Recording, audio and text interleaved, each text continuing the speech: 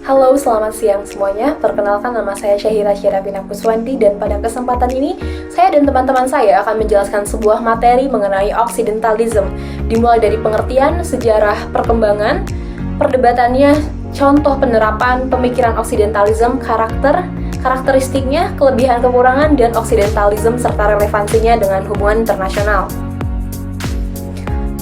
Occidentalism atau Oksidentalisme merupakan sebuah konsep antitesa dari Orientalism. Oksidentalisme berarti studi tentang Barat dari berbagai aspeknya. Oksidentalisme berasal dari kata Occident yang berarti negeri Barat. Istilah Occidentalism merujuk terutama pada banyak cara di mana para intelektual non-Barat, seniman dan masyarakat umum memandang dan menampilkan Barat. Saat membicarakan mengenai Oksidentalisme, maka kita akan mengenal seorang pemikir Muslim dari University of Cairo, Mesir, bernama Hasan Hanafi. Beliau telah membuat sebuah artikel dengan judul Occidentalistic, dan Wolfgang G. Squarnitz pun menyebutkan Hasan Hanafi sebagai founding fathers dari Occidentalism ini. Masih menurut Wolfgang G. Squarnitz, Oksidentalisme yang digagas Hasan Hanafi kurang lebih ingin melakukan telaah terhadap peradaban Barat dalam sudut pandang ilmuwan sosial Timur atau Oriental. Hasan Hanafi dalam judul bukunya yang berjudul The Introduction to Occidentalism, dalam bagian pertamanya memberikan penegasan bahwa studi Oksidentalisme merupakan sebuah bentuk jawaban dari sentralisme ilmu pengetahuan yang berada di Eropa dan dominasi Barat terhadap dunia Timur. Pada perkembangannya, konsep Oksidentalism ini kemudian diidentikan dengan bagaimana orang-orang Timur memandang kebudayaan Barat. Orang-orang Timur di sini khususnya adalah Islamis atau orang yang beragama Islam. Perlu diketahui, hingga saat ini konsep Oksidentalisme masih dapat dikatakan sebagai hal yang kompleks karena interaksi dan dialog antara Timur dan Barat yang merupakan pengalaman yang beragam, yang dimana mereka ini dibentuk oleh kekuatan-kekuatan yang berbeda dalam keadaan yang berbeda pula. Sehingga baik konsep Orientalism ataupun konsep Oksidentalism hingga saat ini masih tidak dapat digeneralisasikan.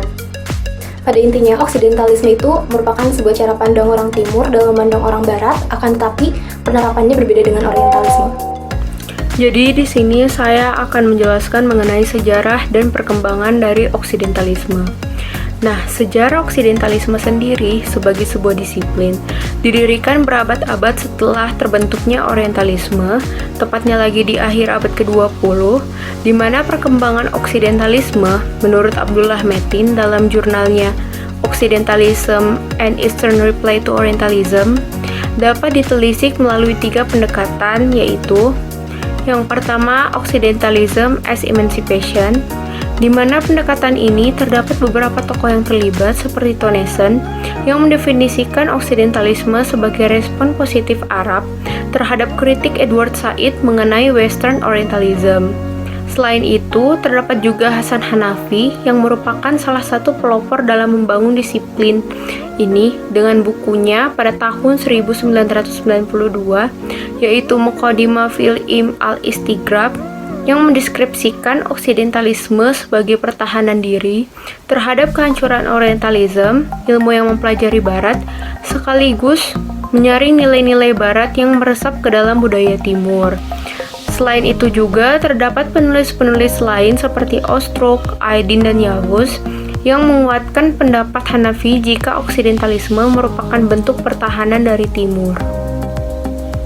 Lalu untuk pendekatan kedua, yaitu Occidentalism as a form of hostility, di mana terdapat 2 tokoh yang paling menonjol dalam pendekatan ini, yaitu Ian Bruma dan Avishai Margalit, yang menganggap Oksidentalisme sebagai permusuhan terhadap Barat. Nah, menurut Bruma dan Margalit ini, sejarah Oksidentalisme dimulai dengan konferensi yang diadakan pada tahun 1942 di Kyoto, Jepang, di mana beberapa sarjana Jepang ternama dan para intelektual berkumpul, kemudian membahas bagaimana mengatasi pengaruh modernitas. Mereka mengklaim jika perjuangan utama dalam perang adalah antara pikiran Barat dan semangat dari Jepang. Akibatnya, Bruma dan Margalit menekankan anti-westernisme dan anti-modernisasi dalam deklarasi terakhir mereka.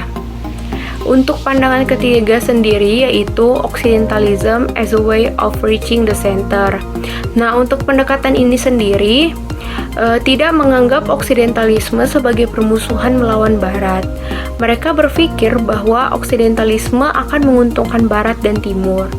Menurut pendekatan ini juga, oksidentalisme bisa bermanfaat sebagai alat yang digunakan untuk mengembangkan dan mengadopsi nilai-nilai Barat.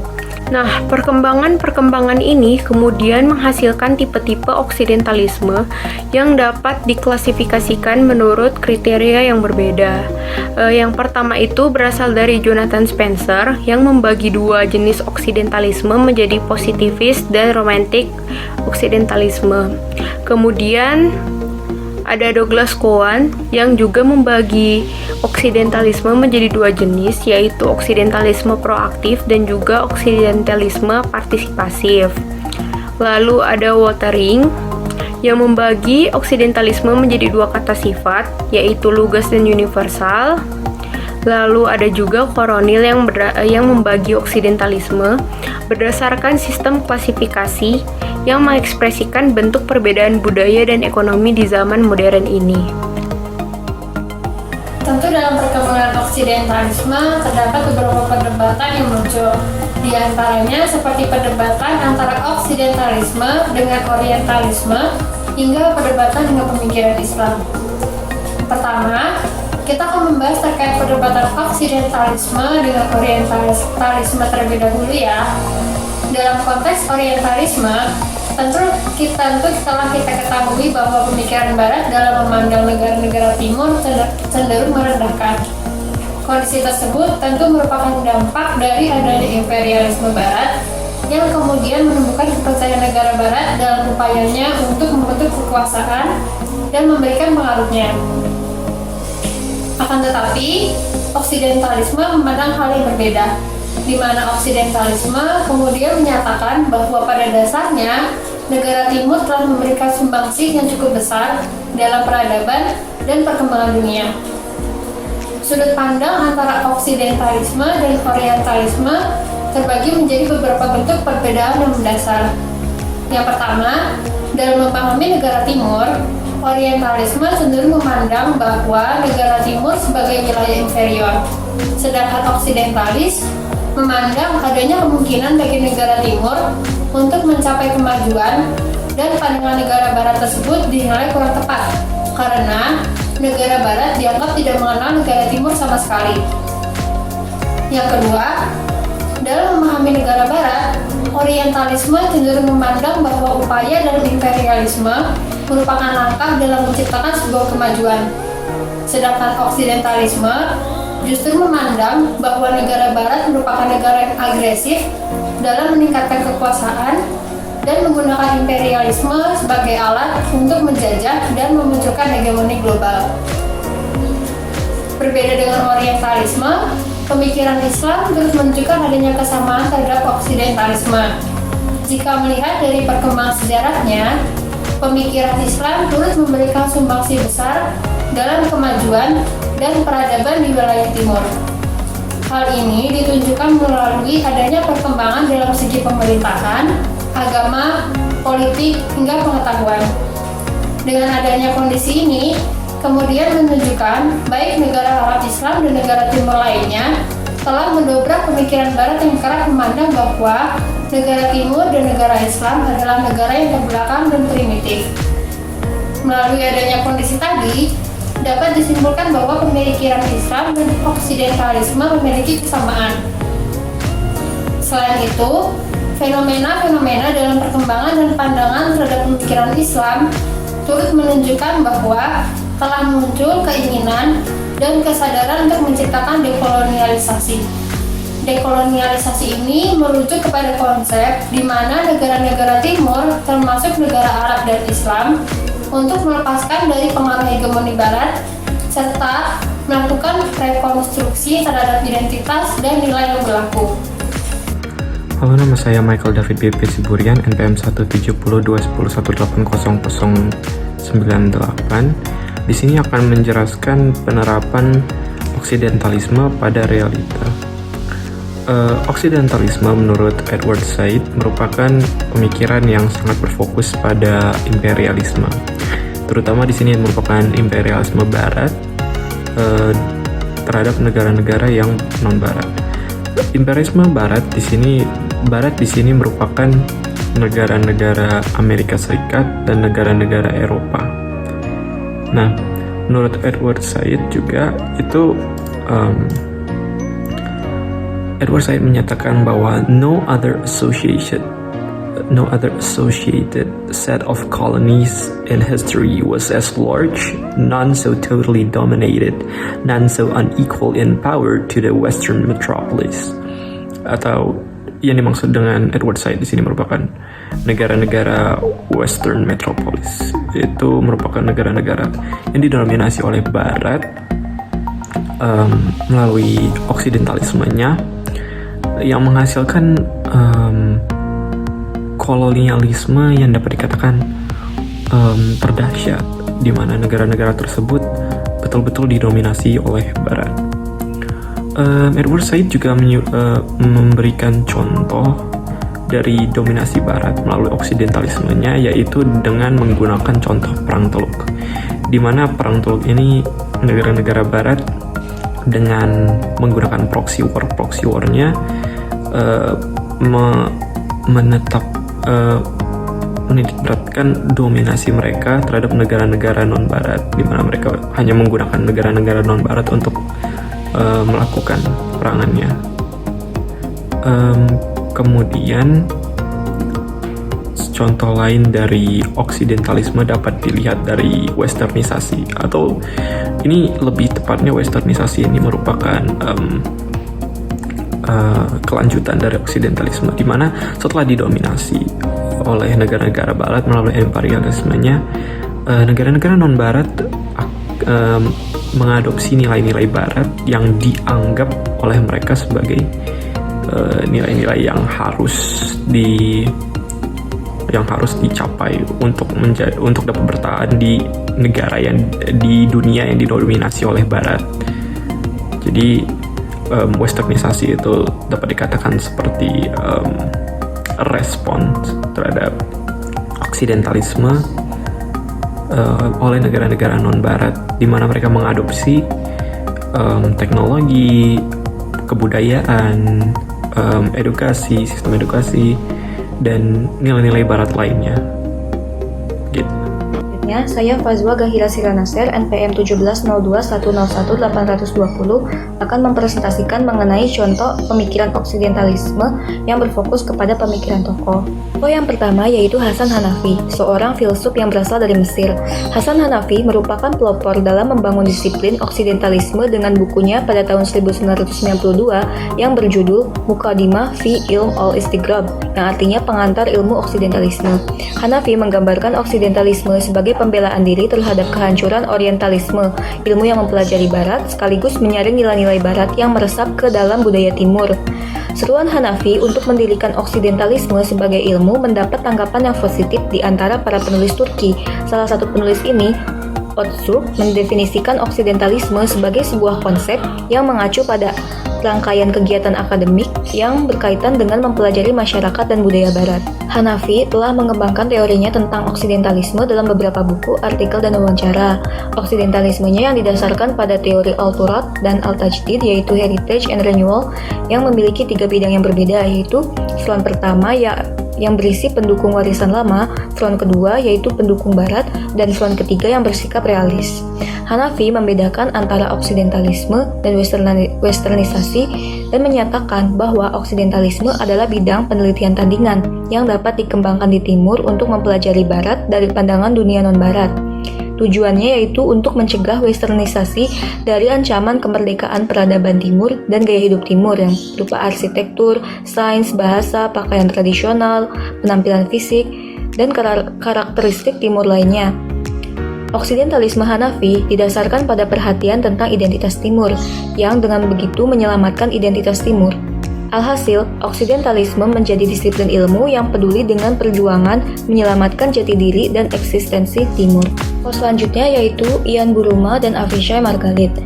Mereka menganggap oksidentalisme sebagai permusuhan terhadap Barat. Dalam buku mereka yang berjudul Occidentalism, The West in the Eyes of Its Enemy, Salah satu cara untuk menggambarkan oksidentalisme adalah dengan menelusuri sejarah semua tautan dan tumpang tindihnya, dari kontra-reformasi hingga kontra-pencerahan di Eropa, hingga banyak jenis fasisme dan sosialisme nasional di timur dan barat, hingga anti-kapitalisme dan anti-globalisasi, dan akhirnya ke ekstremisme agama yang berkecamuk di banyak tempat saat ini.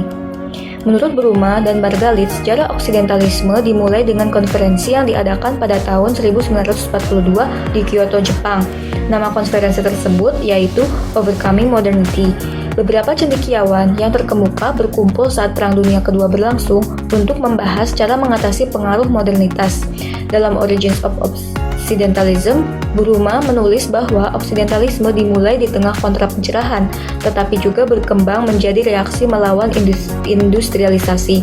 Bruma dan Margalit menegaskan bahwa oksidentalisme hanyalah kombinasi dari ide-ide historis dan filosofis, dan menunjukkan benturan budaya antara modernitas dan musuh-musuhnya.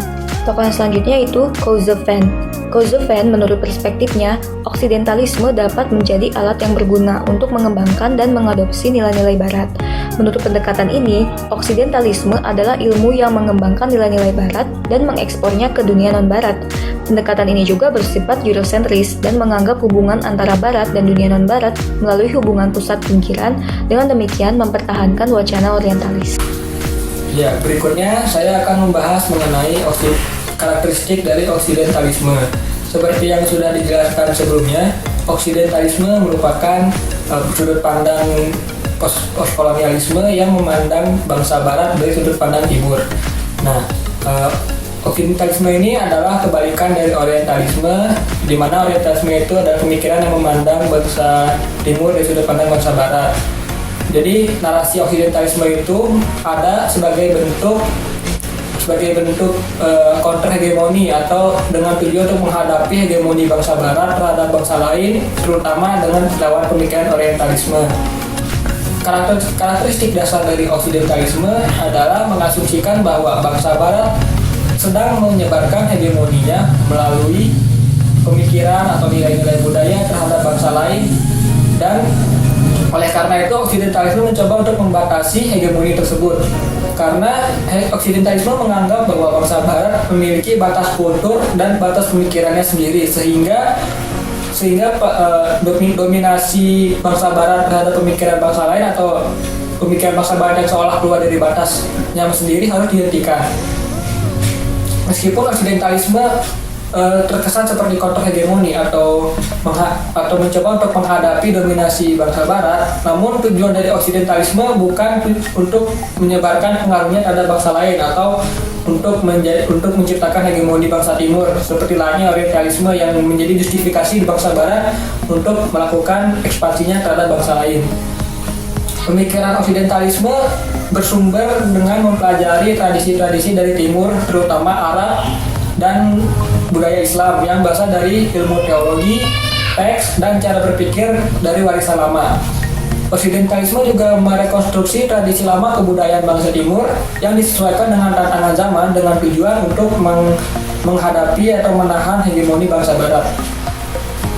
Dan sumber-sumber dari pemikiran oksidentalisme contoh mempertahankan identitas nilai-nilai budaya timur mereka untuk menekan westernisasi dan sebagai alat analisis mereka. Jadi mereka itu menggunakan analisisnya dengan tetap mempertahankan nilai-nilai kebudayaan timur mereka. Kemudian oksidentalisme dalam memandang bangsa barat menggunakan dialektika ego dan the others, yang berarti bahwa oksidentalisme menjadikan nilai-nilai budaya timur sebagai ego atau subjek yang mengkaji the others, sedangkan pemikiran barat atau westernisasi dianalogikan sebagai the others, yang berarti objek yang dikaji oleh ego atau pemikiran timur itu sendiri. Dengan menggunakan dialektika tersebut, maka oksidentalisme dapat menumbangkan inferioritas dan merasa tidak percaya diri dari bangsa timur yang dibentuk oleh sejarah dan pemikiran orientalisme. Kemudian, oksidentalisme mencoba untuk mengaitkan kontribusi yang dilakukan oleh bangsa timur terhadap peradaban manusia, yang kemudian menjadi analisa dalam mendapatkan pemahaman mengenai bagaimana bangsa Eropa. Misalkan, menurut pemikiran awam bahwa Eropa dianggap sebagai pusat ilmu pengetahuan atau perkembangan ilmu pengetahuan saat ini merupakan sumbangsi besar dari bangsa Eropa. Padahal pada kenyataannya bangsa Timur juga ikut berkontribusi, bahkan kontribusi bangsa Timur bisa dibilang sangat penting atau sangat besar terhadap perkembangan ilmu pengetahuan, misalnya pada pengetahuan kedokteran dan pengetahuan ilmu matematika. Dan kemudian Oksidentalisme tidak hanya mengupayakan kemerdekaan fisik dari bangsa Timur dari bangsa Barat, melainkan juga kemerdekaan politik, ekonomi, dan kebudayaan dari dominasi Barat. Oksidentalisme menghapus Eurosentrisme yang berarti tidak menjadikan bangsa Barat atau Eropa sebagai pusat dari segala hal, karena pada dasarnya pemikiran Eurosentrisme yang membuat dominasi Barat atas bangsa lain semakin kuat. Jadi Oksidentalisme itu memandang segala sesuatu tidak secara Eurosentris atau berpusat pada Eropa saja, melainkan juga berpusat pada bangsa Timur juga. Kemudian meskipun Oksidentalisme berusaha untuk membatasi dominasi pemikiran Barat, lantas tidak membuat Oksidentalisme sebagai pemikiran yang anti dengan Barat. Karena dalam analisisnya, Oksidentalisme masih memandukan nilai-nilai pemikiran dan budaya Barat dalam analisisnya. Namun, Oksidentalisme memandang aspek pengetahuan dan tradisi Barat yang memang memiliki kontribusi dalam peradaban manusia, namun perannya di sini itu hanya sebagai pengantar atau penyangga dari kemajuan peradaban manusia, bukan sebagai bentuk akhir atau nilai absolut dari peradaban manusia. Oksidentalisme, seperti yang sudah kita ketahui, merupakan keterbalikan dari Orientalisme. Literatur, dokumenter, dan penelitian sejauh ini ada cenderung didominasi oleh perspektif yang dimiliki oleh kaum Barat. Kaum Barat seringkali menggambarkan kolonialisme sebagai sesuatu yang mulia, sesuatu yang dilakukan untuk membawa kemajuan bagi sebuah daerah yang tertinggal melalui dasar yang dianut oleh mereka, yakni gold, glory, and gospel. Namun, apabila kita kembali kepada realita yang ada, kaum Timur sebagai bangsa yang terjajah sama sekali tidak merasakan glory yang diklaim oleh kaum Barat. Kaum Timur justru merasakan kesengsaraan dan kepedihan yang amat mendalam dari praktik kolonialisasi yang dijalankan oleh kaum Barat. Melalui hal tersebut, dapat dicermati bahwa salah satu kelebihan yang dimiliki oleh Oksidentalisme adalah memberikan perspektif dua arah kepada sebuah fenomena melalui mata bangsa yang terjajah. Praktik kolonialisasi tidak akan dapat dipahami dengan jelas apabila kita hanya mengkaji dari perspektif penjajah saja dan tidak dari perspektif bangsa yang terjajah. Contohnya dapat kita lihat dari perspektif yang dimiliki oleh Timur Tengah kepada bangsa Barat, di mana bangsa Barat menjustifikasi misinya di daerah tersebut sebagai aksi pembebasan kepada daerah yang diliputi konflik dan cenderung dipimpin oleh tokoh-tokoh otoriter. Timur Tengah tidak melihatnya seperti itu. Bangsa di Timur Tengah justru memiliki pandangan bahwa bangsa Barat merupakan bangsa yang penuh dengan kekerasan, serakah, egois, dan tidak berperi kemanusiaan. Begitu juga oleh bangsa-bangsa lain di Asia Tenggara yang masih memandang bangsa Barat sebagai kaum imperialis dan kolonial. Hal ini memberikan kejelasan dan eksplanasi yang lengkap kepada sejarah penjajahan yang ada, agar sebuah fenomena tidak hanya dikaji oleh perspektif penjajah yang cenderung dimanis-maniskan, tetapi juga dilengkapi oleh kenyataan pahit yang dialami oleh kaum teropresi. Di lain sisi, Oksidentalisme juga memiliki kekurangan. Sama seperti bagaimana Orientalisme cenderung menstereotipkan bangsa Timur, Oksidentalisme juga tak jarang menstereotipkan bangsa penjajah. Melalui stereotip ini, terkadang penilaian dan pengkajian atas sebuah fenomena yang dihasilkan tidak bersifat objektif dan dipengaruhi oleh nilai-nilai tertentu yang sudah ada di dalam penelitinya. Lalu yang terakhir, setelah membahas berbagai aspek tentang Oksidentalisme, saya, Muhammad Rafa Zainal Farhan Zohari, NPM 087, akan membahas mengenai relevansi Oksidentalisme dalam hubungan internasional. Seperti yang telah diketahui, Oksidentalisme merupakan salah satu teori postkolonial dalam studi hubungan internasional. Oleh karena itu, salah satu kiat yang telah dicoba untuk dilakukan dalam Oksidentalisme adalah mencoba menghapus elemen-elemen kolonisasi dari studi HI, sebuah kiat yang sering disebut sebagai dekolonisasi. Salah satu caranya adalah mengidentifikasi adanya kolonialitas dalam studi HI. Kolonialitas dan matriks kekuasaan kolonial adalah konsep-konsep yang digagas oleh sosiologis asal Peru yang bernama Aníbal Quijano. Kolonialitas merupakan sebuah pembacaan ulang cerita modernitas. Menurut perspektif tersebut, modernitas adalah sebuah narasi asal Eropa, dan kolonialitas adalah sisi lebih gelap dari narasi tersebut. Oleh karena itu, kerangka konseptualnya seharusnya bukan modernitas, melainkan modernitas garis miring kolonialitas, di mana kolonialitas merupakan bagian dari modernitas, dan oleh karena itu seharusnya tidak dipisahkan. Perspektif tersebut juga menggarisbawahi bahwa meskipun kolonialisme memang sudah berakhir dan dekolonisasi telah mencapai kesuksesannya dengan terwujudnya kemerdekaan yuridis politis, dekolonisasi lengkap masih belum tercapai. Ramon Grossfogel menyebut hal tersebut sebagai mitologi mengenai dekolonisasi dunia yang berkontribusi terhadap tidak tampaknya kolonialitas pada masa kini.